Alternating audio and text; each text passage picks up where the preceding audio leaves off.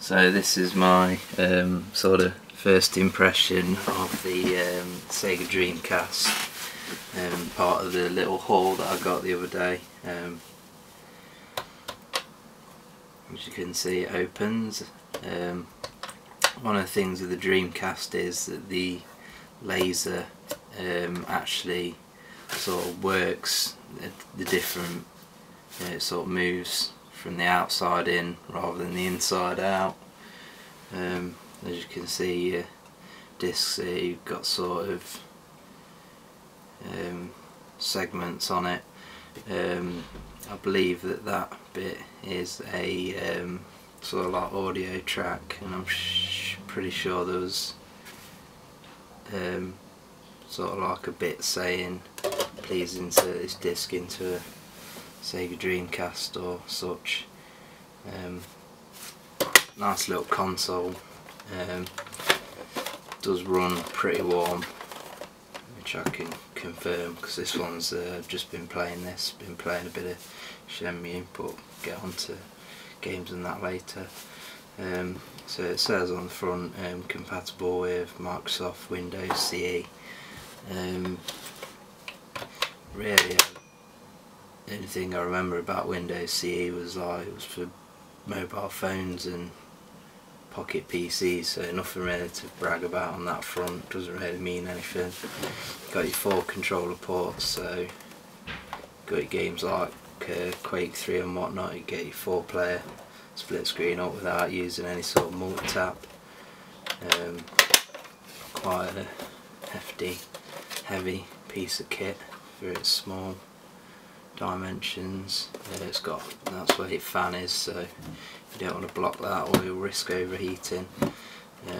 This is your modem, which actually comes off. Wasn't sold as standard in some regions.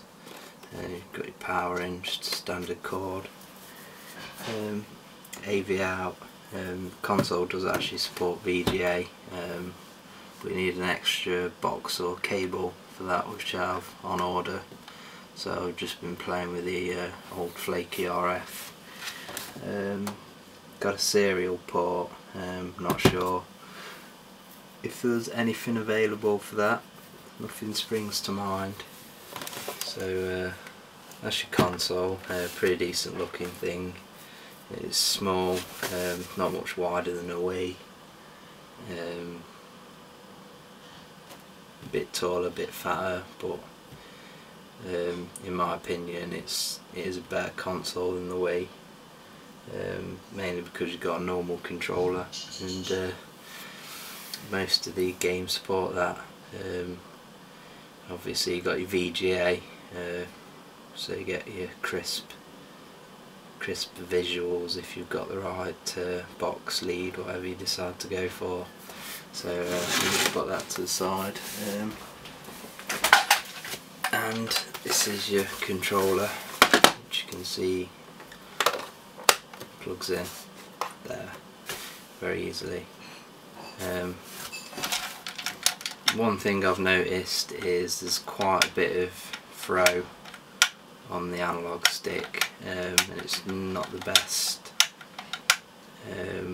surface on it, so your finger can slip quite easily,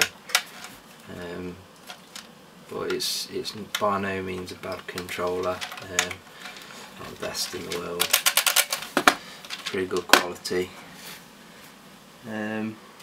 So also got the VMU, and the battery's dead on this. I probably won't bother replacing it because from the first time I had a Dreamcast I remember putting a battery in and it only lasted about a week, so and the only thing you could do was sort of go through your save games and manage them, and do that on the Dreamcast anyway. But if I remember correctly, on Sonic Adventure you could download like a little sort of Tamagotchi type game, but that was pretty crap anyway. Well, it's a nice feature. Plug your VMU in there, when you're playing a game it'll come up with some graphics and whatnot. So yeah, Also you have these, this is a Joytech model,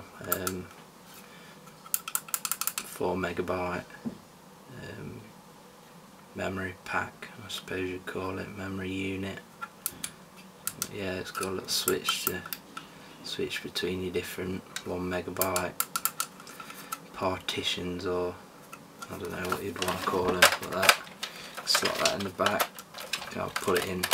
It's got 2 slots, so ideally you want your VMU in front, but you can put them all the way around. So yeah, so move that out of the way. Talk about some of the games I've been playing. So this is Sonic Adventure.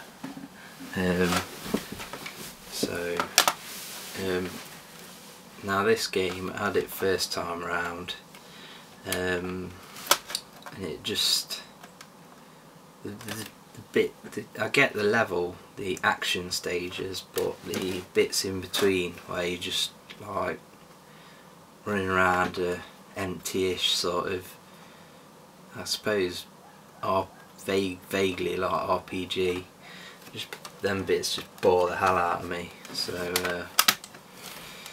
I just don't get them bits. I have to like sort out online guide or something, walk through to sort of get through them bits as quick as possible. This is what I've been playing today, Shenmue, which is a cool game. There's a funny bit where I walked up to a kid and he said, "Hey mister, would you like to play with me?" So could have called it, I don't know, paedophile, the kid hunter or something. So yeah, it does actually come in with 4 discs. Not sure how they packaged that in the shops, whether it had a sleeve or whatnot. I've not seen one on eBay or anything. But yeah, it's a cool game. Probably one of the reasons why I'd buy a Dreamcast, to be honest, play a game like that. Virtua Striker 2. Not as good as World League Soccer on the Saturn, if you ask me.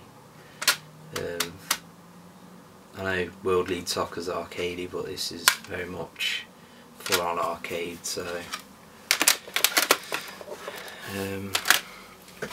Jet Set Radio. I had the Xbox version of this, Jet Set Radio Future, which was pretty cool. But I'm really having trouble with the controls on it. Like I say, there's way too much throw and not enough grip on the thumbstick. So really, you need sharp controls in this, and the controller just doesn't deliver for it. But I'll have to have a look at whether there's any settings or whatever. But graphics are awesome for the age of the console and whatnot. Still, I've not played that yet. I've only tested it. Choo Choo Rocket, I turned that on. Couldn't work out what the fuck was going on, so I just turned that off straight away. Tomb Raider: The Last Revelation, just a port of it, so not really much to say on that subject, so I've not really played it. Revolt, again, not really played it. I used to have it before. I wasn't a huge fan when I had it the first time around, so I've not really wanted to play it. So also got some of these discs. This one will load up, but it won't actually. It'll sort of freeze before you get into a football match. WWF Attitude, that won't load. So also got, I mean, the discs aren't in that bad condition really, so it shows you need your discs in pretty cool mint condition. So overall, very happy with the console. Does look very good. I can't wait to get the VGA box, so I don't have to use the shitty RF cable. But yeah, really happy. Another quality Sega console.